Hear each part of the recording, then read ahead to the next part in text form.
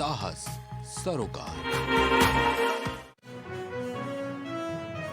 लखनऊ से बड़ी खबर, बीएसपी अध्यक्ष मायावती ने की समीक्षा बैठक।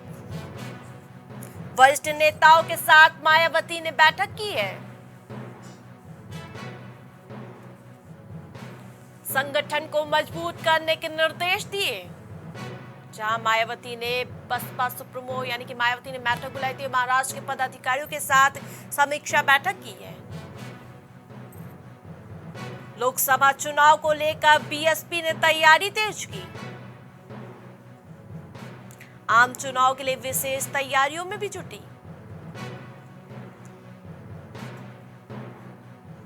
तन मन धन से कार्यकर्ता नेता जुटाए। महाराष्ट्र में राजनीतिक अस्थिरता का माहौल है, मायावती ने कहा। जहां महाराष्ट्र में विकास पूरी तरह से प्रभावित हुआ है, मायावती ने कहा। बीएसपी अध्यक्ष मायावती ने समीक्षा बैठक की है और लखनऊ से संवाददाता विवेक शाही हमारे साथ जुड़ेंगे। विवेक, जहां मायावती लगातार बैठकें कर रही हैं और आज उन्होंने फिर से बैठक की, क्या कुछ जानकारी? जी बिल्कुल आरती, जिस तरीके से निकाय चुनाव के बाद से सभी राजनीतिक दल अपनी अपनी समीक्षा बैठक में जुट गए थे और कुछ दिन पहले ही बसपा सुप्रीमो ने अपने प्रदेश कार्यालय पर निकाय चुनाव के बाद एक समीक्षा बैठक की थी। कुल 8 महत्वपूर्ण बिंदुओं में चर्चा हुई थी। उसके बाद अगर बात की जाए तो आम चुनाव को देखते हुए जहां सिर्फ 10 महीने का समय शेष है, हर राजनीतिक पार्टी जो है वो एक्टिव होती नजर आ रही है। अगर बात की जाए बहुजन समाजवादी पार्टी की, तो इसकी मुखिया मायावती ने आज एक बैठक की और इस समीक्षा बैठक में वरिष्ठ नेताओं के साथ कई बिंदुओं पर चर्चा की कि संगठन को किस प्रकार से मजबूती प्रदान की जाए। हम जान रहे हैं कि पिछले कुछ चुनावों से लगातार बसपा खराब प्रदर्शन के दौर से गुजर रही है और अपनी यूपी में जो राजनीतिक जमीन है उसको तलाशने की शुरुआत में लगी हुई है। अगर बात करें तो इसमें महाराष्ट्र के पदाधिकारियों के साथ भी चर्चा हुई। इसके पहले अगर देखा जाए तो बहुजन समाजवादी पार्टी जो है वो एक राष्ट्रीय पार्टी का दर्जा रखती थी, जो राजस्थान से लेके उत्तराखंड और महाराष्ट्र में उसके तमाम जो है नेता लगे हुए थे और पार्टी को कहीं ना कहीं मजबूत कर रहे थे। लेकिन इस समय अगर देखा जाए तो पिछले कुछ चुनाव में, चाहे वो विधानसभा का चुनाव हो या फिर लोकसभा का चुनाव हो या निकाय चुनाव हो, मायावती की पार्टी को बुरी तरीके से विफलता मिल रही है। ऐसे में लोकसभा की चुनाव को तैयारी को लेकर बसपा का मंथन लगातार जारी है और आम चुनाव के लिए विशेष तैयारी की जरूरत है, खुद ये मायावती ने भी माना हुआ है। इसके अलावा उन्होंने अपने कार्यकर्ताओं से तन मन धन से जुटने को कहा है और जिस प्रकार से महाराष्ट्र की राजनीति की बात की जाए तो उस पर एक तीखी टिप्पणी की है, जहां महाविकास आघाड़ी और भारतीय जनता पार्टी के बीच जो चीजें चल रही हैं उसको लेकर उन्होंने बताया कि महाराष्ट्र में राजनीतिक अस्थिरता का माहौल बना हुआ है। महाराष्ट्र विकास से विवेक, जिस प्रकार से मायावती ने कहा है कार्यकर्ताओं से कि तन मन धन से जुट जाए, क्या निकाय चुनाव में कुछ कमी रह गई थी?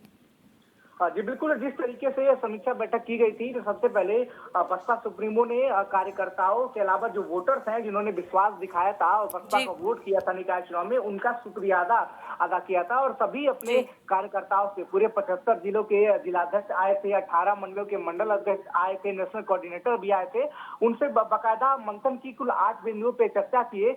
वोट हमारा राज तुम्हारा वाले मामले पे भी बाकायदा मंथन किया गया और जिस प्रकार से देखा जा रहा है कि सभी राजनीतिक दल अब आम चुनाव को लेकर काफी सक्रिय भूमिका निभा रहे हैं और कहा जाता है कि दिल्ली का जो रास्ता है वो उत्तर प्रदेश से होकर गुजरता है। लोकसभा में कुल 80 सीटें उत्तर प्रदेश से आती हैं और जिसमें उत्तर प्रदेश की जो इकाई है, जो हिंदू हार्टलैंड माना जाता है, कई अगर क्षेत्र को बात करें उस पर जिसने अपने पैठ बना ली उसकी सरकार बननी तय मानी जाती है। ऐसे में अब बहुजन समाज पार्टी की सुप्रीमो जिस प्रकार से अपनी टीम को लीड कर रही है, कहीं ना कहीं वो ग्राउंड पर उतरने की भी सोच रही है, क्योंकि निकाय चुनाव से लगातार वो ग्राउंड से एक्टिव नजर नहीं आ रही थी, जिसका खामियाजा बहुजन समाजवादी पार्टी को विधानसभा से लेकर निकाय चुनाव में भुगतना पड़ा है। जी बहुत बहुत शुक्रिया हमसे जुड़ने के लिए, तमाम जानकारियों के लिए।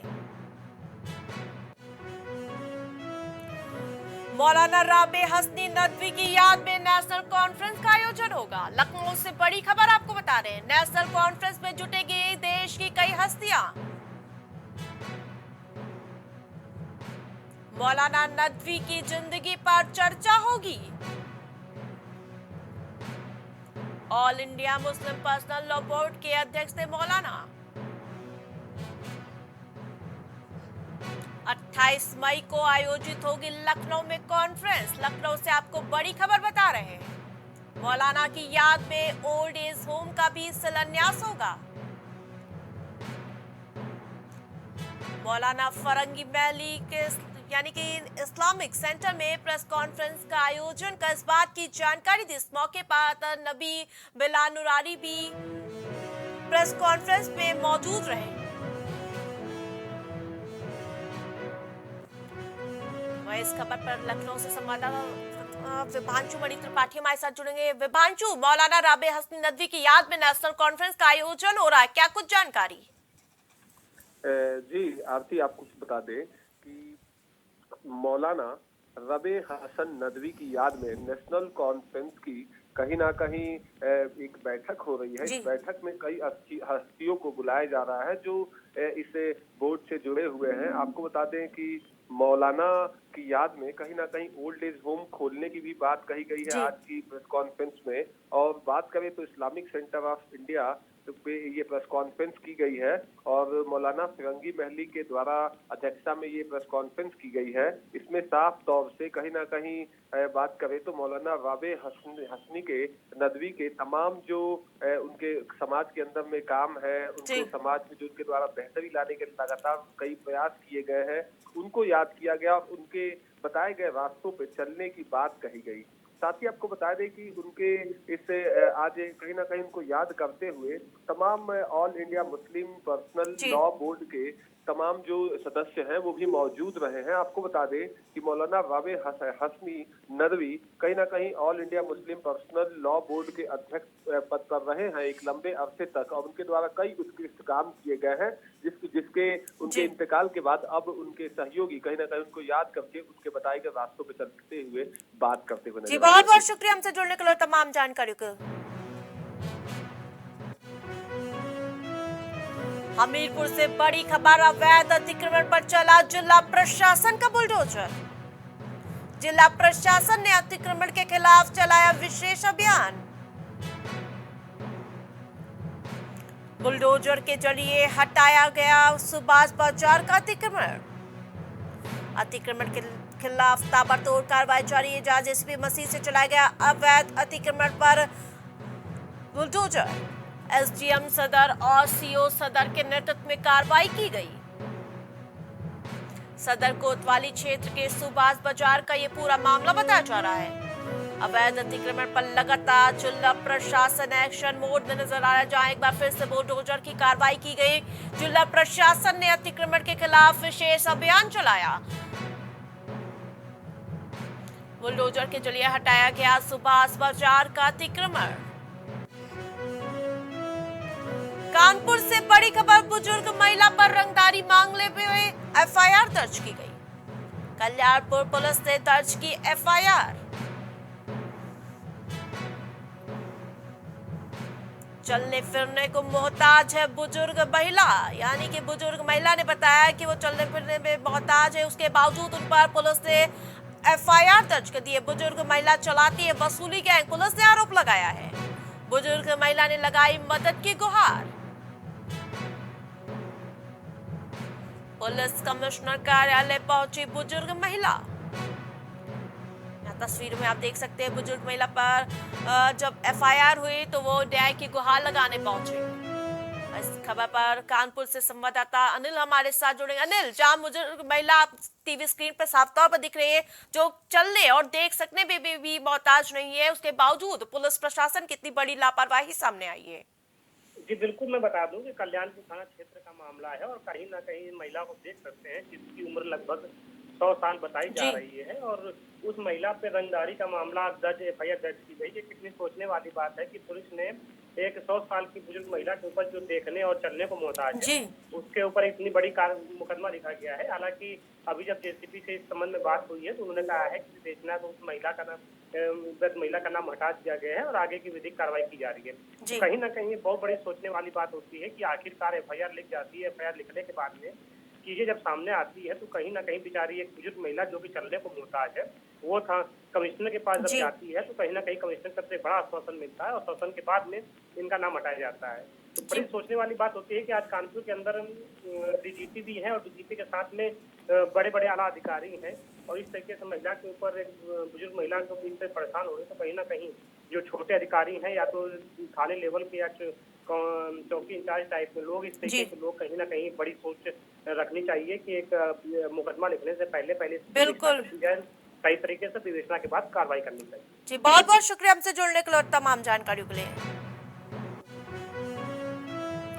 कानपुर से बड़ी खबर सामने आ रही है। हिस्ट्री शीटर होने के बावजूद राजन पंडित और अमन राजपूत की दबंगाई चरम पर। बर्रा थाना क्षेत्र अंतर्गत का वीडियो सोशल मीडिया पर तेजी से वायरल हो रहा है। अपना वर्चस्व कायम करने के लिए गाड़ी यानी कि खड़ी गाड़ियों पर हिस्ट्री शीटर कर लगातार पथराव कर रहे हैं। वीडियो सोशल मीडिया पर वायरल हो रहा है। पुलिस ने राजन पंडित को गिरफ्तार कर लिया है। अमन राजपूत अभी भी फरार चल रहा है। लगातार पुलिस तलाश कर रही है। यहाँ कानपुर से आपको बड़ी खबर बता रहे हैं, जहाँ दबंगों के लगातार हौसले बुलंद नजर आ रहे हैं, वही ताजा मामला सामने आ रहा है। हिस्ट्री शीटर होने के बावजूद राजन पंडित और अमन राजपूत की दबंगाई चरम पर देखने को मिल रही है। बर्रा थाना क्षेत्र अंतर्गत का ये पूरा वीडियो बताया जा रहा है। इस खबर पर कानपुर से संवाददाता उपेंद्र अस्थाना हमारे साथ जुड़ेंगे। उपेंद्र, जहां लगातार दबंगों के हौसले बुलंद है, जहां हिस्ट्री शीटर लगातार अपनी दबंगाई दिखा रहे हैं। जी, आप बता कि कानपुर के जो थाना बर्रा क्षेत्र के चौकी जनता थाना पड़ती है, उसमें सूरज कुमार जो चौकी इंचार्ज वर्तमान समय है, और जो बर्रा मारपीट का वीडियो जो वायरल हो रहा है उसको लेकर कहीं ना कहीं बात की जाए। जो हिस्ट्री शीटर अमन राजपूत और राजन पंडित जो हैं, उसको लेकर कहीं ना कहीं वर्चस्व अपना कायम करने को लेकर घर के बाहर खड़ी कार के साथ तोड़फोड़ हुई है। और उसके बाद अगर बात की जाए तो जो मारपीट की गई है, इस तरीके से अगर दबंगई की बात अगर की जाए तो कमिश्नरेट लागू होने के बाद बर्रा पुलिस में कहीं ना कहीं सवालिया निशान उठता नजर आ रहा है कि दबंगई चरम सीमा पार कर रही है। और हिस्ट्री शीटर की अगर बात की जाए तो अब तक गिरफ्तारी क्यों नहीं की जा रही है, एक बड़ा सवाल नजर आया सामने। जी, अभी एक आरोपी फरार चल रहा है कि अभी तक उसकी कोई पूछताछ या फिर दबिश दी गई है उसके खिलाफ कार्रवाई के लिए? जी, अगर बात की जाए तो बर्रा पुलिस ने जो है उसको राजन पंडित को गिरफ्तार कर लिया, पर कहीं ना कहीं अगर बात की जाए तो हिस्ट्री शीटर अमन राजपूत जो है अभी भी फरार है। और जो जिनसे मारपीट की घटना की गई है, उनकी पीड़ित जो है, उनके तहरीर के आधार पर तो मुकदमा पंजीकृत कर लिया गया है। पर कहीं अगर बात की जाए तो हिस्ट्री शीटर जो है वो कहीं ना कहीं अगर लगातार जो है अगर बात की जाए तो पन्ना के अंदर 8 से 10 वारदातों को अंजाम दे चुके हैं। पर बर्रा पुलिस अभी तक न देखा है तो इन दबंगों के सामने बहुत बहुत शुक्रिया आपसे जुड़ने के लिए तमाम जानकारियों के लिए।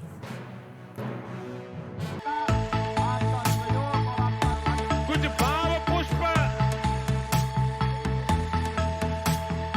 आप देख रहे हैं प्राइम टीवी, सच साहस सरोकार।